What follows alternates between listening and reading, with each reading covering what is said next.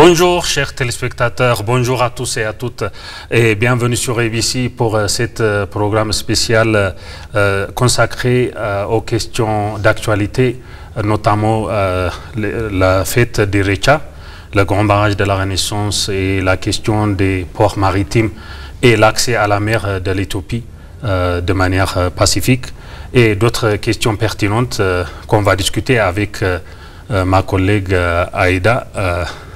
Bonjour, je suis Moubarak Moussa et nous allons passer un peu de temps avec vous pour explorer non seulement l'importance spirituelle de l'Irecha, mais aussi l'importance culturelle, l'importance économique, l'importance sociale et aussi finalement l'importance de cohésion sociale qui va être créée à travers la fête d'Irecha. Donc, bonjour.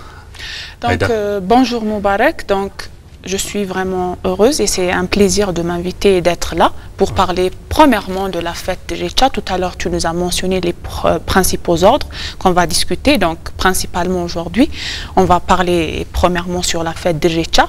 Donc, que signifie le mot Irecha? C'est ça qu'on se demande premièrement. Donc, Irecha, c'est une fête pour les Oromo, du peuple Oromo, une fête de remerciement, là où ils remercient leur dieu, Waka, en langue Oromo.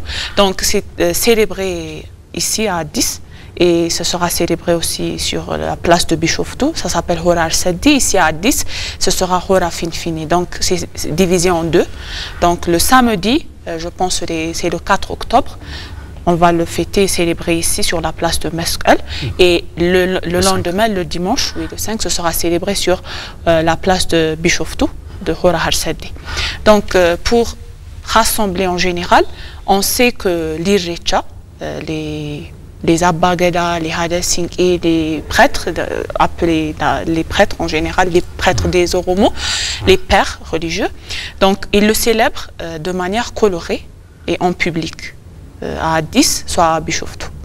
Donc, premièrement, je veux citer ça. C'est là où c'est la fin des saisons des pluies, une nouvelle culture va commencer. Donc, tu comprends ce que je veux te dire. Oui, mais d'ailleurs, la fête d'Irecha est célébrée 2 fois par an. Voilà. La première, c'est ce que tu as mentionné. Oui. C'est-à-dire après la fin des saisons de pluie. Voilà. Et la deuxième est avant le début de la saison de pluie aussi. Voilà. Ça est pour prier à Dieu de ne pas avoir beaucoup d'inondations, beaucoup de destruction ou beaucoup de, comment on dit, pour alléger la saison de pluie. Oui. Donc ils vont prier au début et après l'achèvement de la saison de pluie, ils vont aussi remercier. Comme vous l'avez dit, ils vont remercier Dieu pour avoir transféré et pour avoir traversé cette saison difficile, qui est pleine de pluie, pleine de ténèbres, beaucoup de difficultés, donc pour être traversé de ça. Voilà. Donc il célèbre 2 fois par an, normalement. Voilà. Et Hora, c'est-à-dire la rivière. Donc Hora Arsaddi, ça veut dire, après, c'est autour de la rivière Arsaddi. Voilà. Et ici, autour de la rivière Finfine, c'est l'autre nom d'Addis Abeba. Oui. Et donc, la fête de Richa est célébrée non seulement par les Oromo, mais aussi par toutes les nations et les nationalités aussi. Oui, ça va être de plus en plus connu par les autres régions aussi. Voilà. Donc, ça va créer beaucoup de cohésion sociale, beaucoup d'intégration, beaucoup de compréhension entre parmi les peuples, les nationalités différentes. Rappelons d'abord à nos téléspectateurs, Irecha, c'est avant tout un festival de remerciements. C'est ça, le plus important. Donc, ils expriment leur gratitude à Waka, à Dieu. Le Dieu. Oui. Quand ils expriment leur gratitude, ils vont exprimer autour de la rivière, principalement. C'est célébré dans 2 lieux, comme vous l'avez dit, à Addis Abeba et à Bishoftu. Voilà. Donc, c'est un moment où la communauté ça rassemble autour des lacs, à Hora Finfine et au du lieu. Donc, qu'est-ce que vous pensez que à propos de l'importance de l'Irecha concernant le tourisme? Oui, normalement, on a beaucoup de fêtes ou de festivals célébrés en Éthiopie. On avait célébré Damara aussi, qui est l'un des attractions touristiques. On peut dire que maintenant aussi, Irrecha devient une attraction touristique. Donc, pour ajouter quelque chose, Moubarak, on peut dire que ces fêtes sont célébrées symboliquement. Par exemple, on peut dire à Hora Harsaddi, particulièrement qui devient symbolique, c'est autour du lac Harsaddi. Donc, on peut dire que les touristes viennent là-bas aussi, à 10 aussi sur la place de Meskel, et c'est vraiment célébré de manière colorée, en public, les touristes l'admirent. Même chose pour la fête de Damara, de Temket, parce que ça a un lien avec l'UNESCO aussi, n'oublions pas ça aussi. Donc, c'est vraiment attractif pour les touristes, c'est ça mon opinion. Donc, c'est comme une fête de remerciement et de gratitude à Ouaga. C'est célébré aussi à travers le pays du Kenya aussi. C'est une autre fête. Donc, on peut dire que c'est un bel exemple de la diplomatie culturelle. C'est-à-dire qu'on fait l'échange entre les différents pays, par exemple comme le Kenya et les autres pays voisins aussi. Oui, ils vont créer les cohésions plus larges que l'Éthiopie. Donc, c'est l'un des importances. N'oublions pas aussi que le festival de Irrecha sera célébré avec le mot de Meddamer aussi. Donc, le livre écrit par notre Premier ministre Abiy Ahmed, il y a le mot Meddamer, qui signifie rassemblement, unité. Donc, je te l'ai dit tout à l'heure aussi, c'est une fête célébrée en public. Irrecha. Donc, le mot Irrecha, donc comme les autres fêtes éthiopiennes et tout, c'est célébré de manière rassemblée, en unité. C'est ça, un autre mot. Donc, le mot synergie de Meddamer, en addition, en collaboration. Donc, c'est ça les mots de vocabulaire.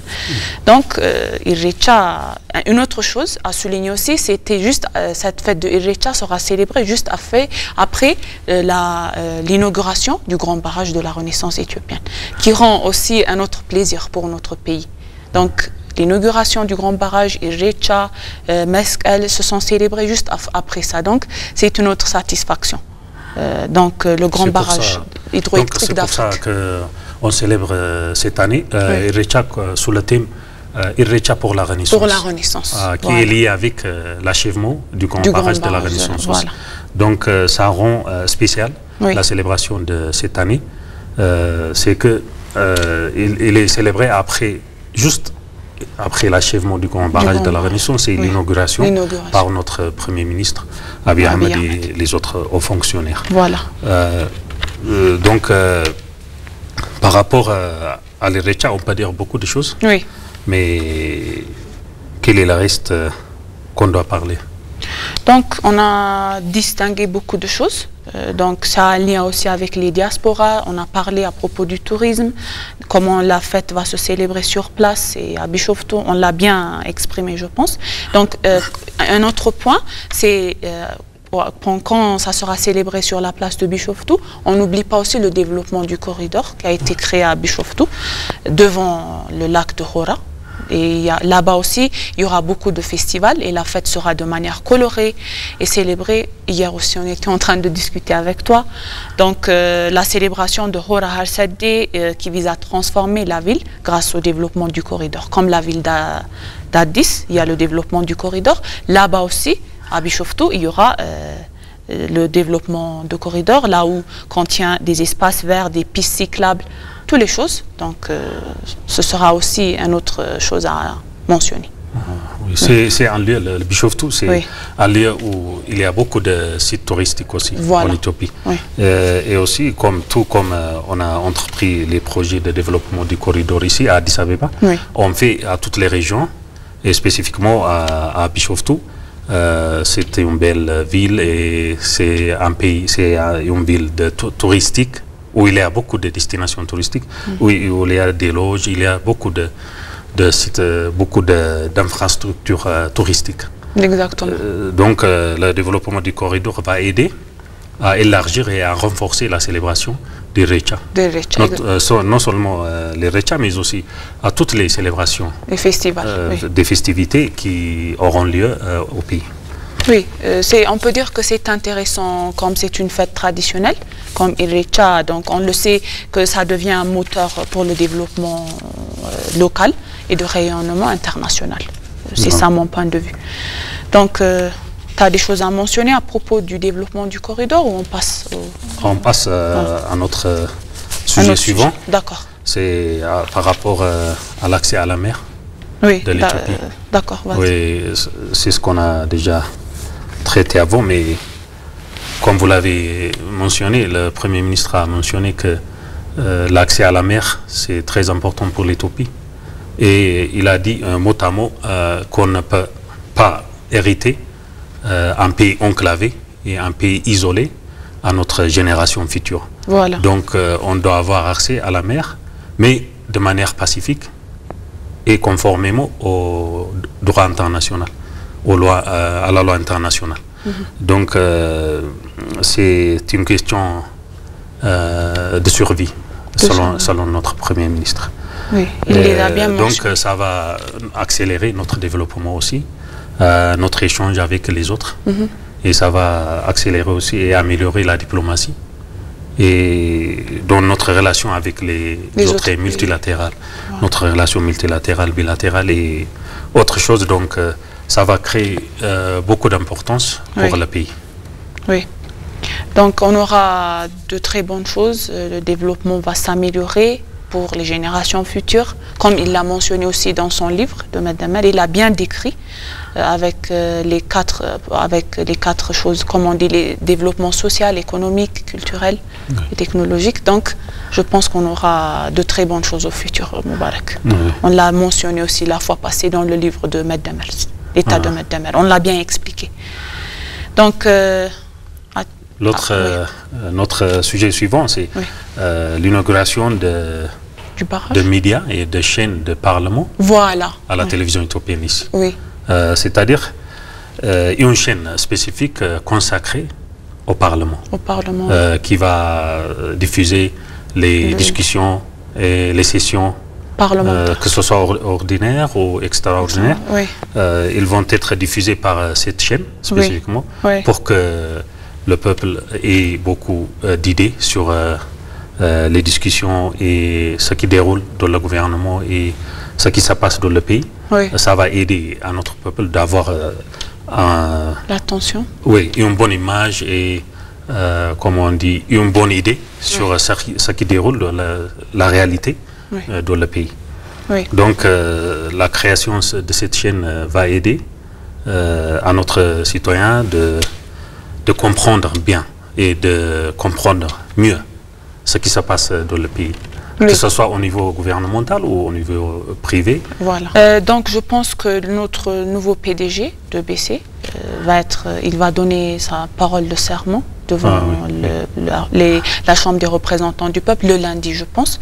Donc ça aussi, c'est une autre chose à mentionner. Et devant le Parlement, donc on aura une chaîne qui va se diffuser pour nos auditeurs, pour nos téléspectateurs. Ça aussi, c'est un autre point annoncé pour aujourd'hui. Oui, lors de l'ouverture de la Chambre des représentants, oui, il va être approuvé, sa nomination en tant que directeur général de d'ABC.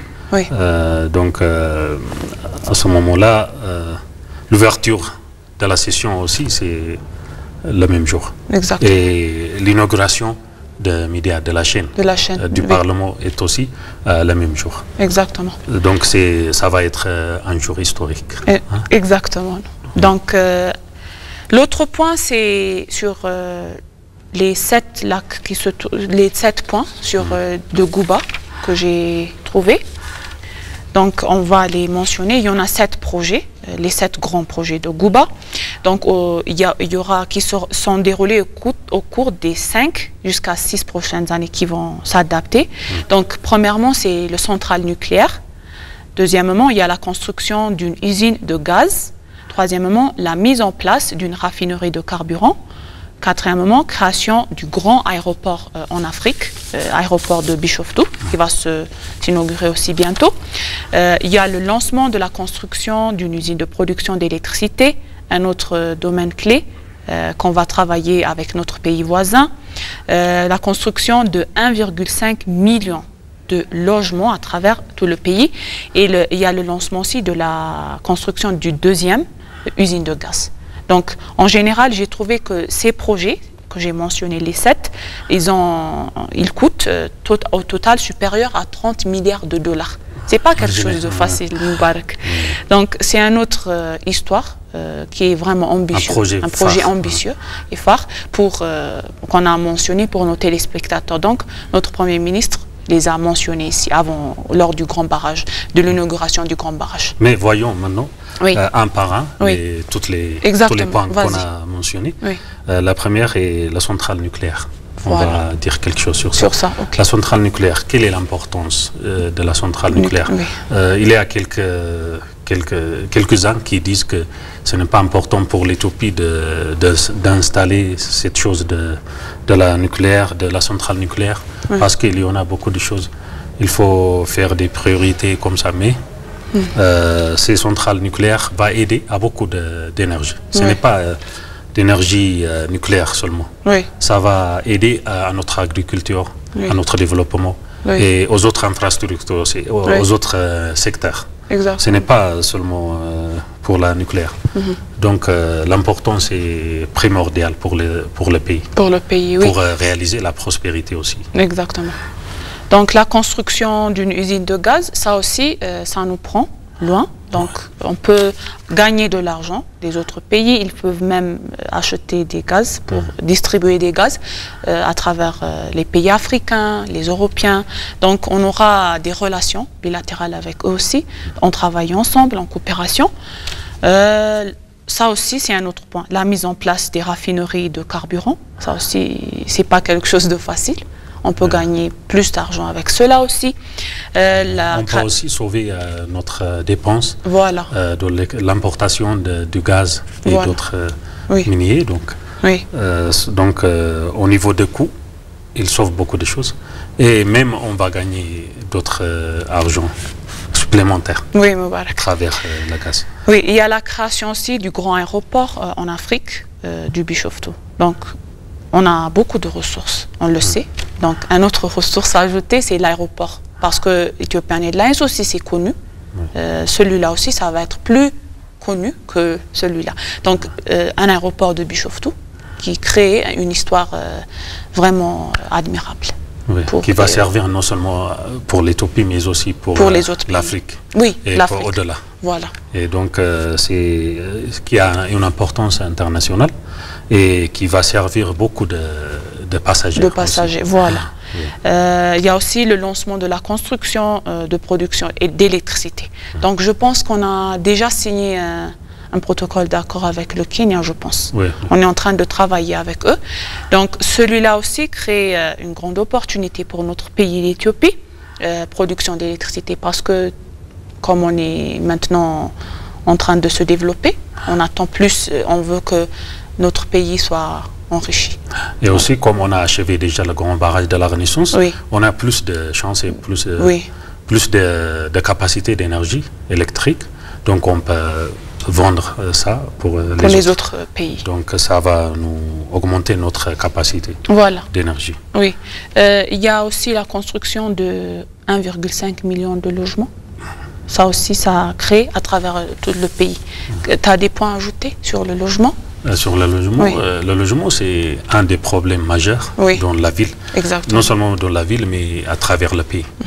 Il y en a beaucoup, quand nous loyons la maison, c'est le plus de dépenses qu'on fait ou qu'on dépense, c'est sur la maison. Donc l'accès et la propriétaire avoir de la maison, ce n'est pas une chose facile. Parce que c'est le problème majeur. Donc si on construit dans ces temps 1,5 million de maisons ou de logements, ça va alléger. Ça ne va pas créer de tout, mais ça va alléger notre problème de maison, je pense. De maison, oui. Ce ne sera pas comme avant. Donc, la dernière chose à ajouter, c'est le lancement de la construction de raffinerie de deuxième usine de gaz. Donc, ça aussi, c'est une autre création d'emplois pour notre pays. Donc, c'est pas facile parce que l'utilisation de gaz, c'est vraiment nécessaire pour un pays. Soit moins avancé ou soit plus avancé, on a besoin. Donc, on doit construire. Donc tous ces projets Moubarak, c'est pas quelque chose de facile. Ça coûte 30 milliards de dollars. J'ai pas dit 30 millions, j'ai dit 30 milliards. Oui. Donc avec ça, on attend plus de choses. Mais quand on résume tout ça, oui, ça se concentre sur l'énergie. Comme on dit, sur la capacité de l'énergie. Que ce soit le grand barrage de la Renaissance, que ce soit l'usine d'électricité, tout ça, l'énergie. Parce que l'énergie est très importante pour le pays et au-delà. Voilà. Économiquement, socialement et aussi politiquement, l'Éthiopie peut influencer et peut être écoutée ou peut avoir beaucoup d'impact sur les autres quand elle a beaucoup d'énergie, de capacité économiquement et dans d'autres domaines aussi. Exactement. Donc ça va créer, ça va traverser ou transférer notre pays de dépendance à l'investissement. À l'investissement d'énergie ou d'autres domaines économiques. Voilà. Donc l'autre point, c'était, tu nous as mentionné, c'était sur l'économie, je pense, de l'Éthiopie. Oui. Donc on peut ajouter quelque chose sur cela. Donc la question qu'on se demande, d'abord, maintenant notre pays, comme on est un pays en développé, on doit travailler sur les insécurités alimentaires, l'économie. On sait que maintenant la vie est en train de coûter cher, donc on peut ajouter quelque chose sur ça aussi. Oui, spécialement à travers l'agriculture du blé, comme le gouvernement a déjà commencé un projet de modernisation et de l'agriculture, notamment sur le blé. Voilà. Ça va alléger l'insécurité alimentaire à travers le pays. Oui.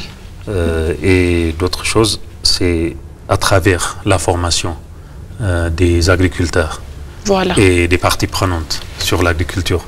Donc ça va créer une production majeure et une meilleure production. Donc ça va améliorer la productivité. Productivité agricole. Donc comme nous le savons, en Éthiopie, il y a un problème de cause que j'ai trouvé sur les sécurités alimentaires. Donc il est très important d'annoncer celui-là à propos des agricultures et de l'économie qui sont étroitement liés les uns les autres. Donc on peut commencer par les causes. Moi, j'ai commencé. Quelles sont les causes de l'insécurité alimentaire en Éthiopie? Donc, premièrement, l'agriculture, c'est pas suffisant. C'est vraiment insuffisant. Soit pour les agriculteurs, dans les zones développées ou dans certaines zones qui peuvent être endommagées. Parce que, premièrement, la vulnérabilité de la vie peut résulter des facteurs naturels ou humains, tels que les dommages causés par les pluies. Il n'y a pas assez de pluie. Par exemple, la sécheresse, ça peut être détaillé. S'il y a la sécheresse, ça ne peut pas créer de choses. La récolte ne peut pas être vraiment en bon état. Donc, mais on a déjà commencé, comme l'initiative de la plantation d'arbres. Voilà. L'initiative de l'empreinte verte. L'initiative verte, donc, qui a été initiée par le Premier ministre. Ça a déjà, contribué aux améliorations de ces choses-là. Donc ça va être de plus en plus meilleur. Amélioré. Et après, on va, à travers l'agriculture du blé, on va aussi être indépendant de l'agriculture. Donc il y en a des solutions pour cela. Donc premièrement, il faut développer le développement agricole. Pour les agriculteurs, soit pour les fermiers, moderniser. Et deuxième chose, c'est le soutien économique et gouvernemental. Il faut les soutenir. Si tu les soutiens, il faut assurer aux agriculteurs l'accès au marché pour leurs produits agricoles. Il faut acheter plus de matériel. Donc fournir des plans et des programmes de revenus pour soutenir les producteurs. Il faut créer un mode de plan. Par exemple, moi et toi, on est en train de travailler ici. Si on crée un plan, on peut améliorer notre travail comme ça. On peut identifier aussi notre problème. Et aussi, on peut fournir aussi des équipements qui sont importants pour l'agriculture pour qu'on puisse améliorer notre productivité aussi. Et aussi pour créer un consensus et un accord entre les agriculteurs pour qu'ils puissent travailler de manière accessible et de manière énergétique. Ça va créer un bon environnement dans le secteur d'agriculture, je pense. Donc il faut mettre en plan. Donc la planification et l'organisation au secteur agricole, c'est important pour améliorer l'insécurité alimentaire, pour améliorer l'économie. Comme tout à l'heure tu nous as dit, l'initiative de l'héritage vert a été lancée en 2019, je pense, par notre Premier ministre. Donc il faut mettre en place ces stratégies nationales pour la sécurité alimentaire et pour améliorer la mode de vie de ces agriculteurs. Finalement, on peut dire que à l'ouverture de la session de la Chambre des représentants, le 6 octobre, il y en a beaucoup d'événements. Il y aura. Le premier, c'est l'inauguration de la chaîne spécifique pour le Parlement. Voilà. Le deuxième, c'est l'approbation du directeur général de DBC devant le Parlement. À l'ouverture aussi, on va attendre beaucoup de choses lors de la session de l'ouverture de la Chambre des représentants le 6 octobre. C'est le lundi, en disant comme ça, oui, le lundi. Le lundi prochain. Donc en disant ça, on espère que nous avons touché un peu de sujets, quelques sujets importants. On a transmis pour nos téléspectateurs. Un peu, on a essayé de transmettre. On est heureux à propos du nouveau PDG de l'EBC. On attend qu'il va créer de nouvelles choses et travailler ensemble avec nous. On le verra pendant la diffusion en direct de cette journée. On espère notamment pour qu'il donne une attention particulière sur les langues étrangères, spécifiquement le français. Oui, on attend plus et nous sommes heureux, on veut travailler ensemble de manière agréable et on est aussi heureux. Merci Aïda. Merci à vous, chers téléspectateurs aussi, pour avoir suivi notre programme spécial d'aujourd'hui. Ainsi s'achève notre programme et on espère que vous avez retenu quelque chose de notre programme. Merci de nous avoir suivis. Excellente.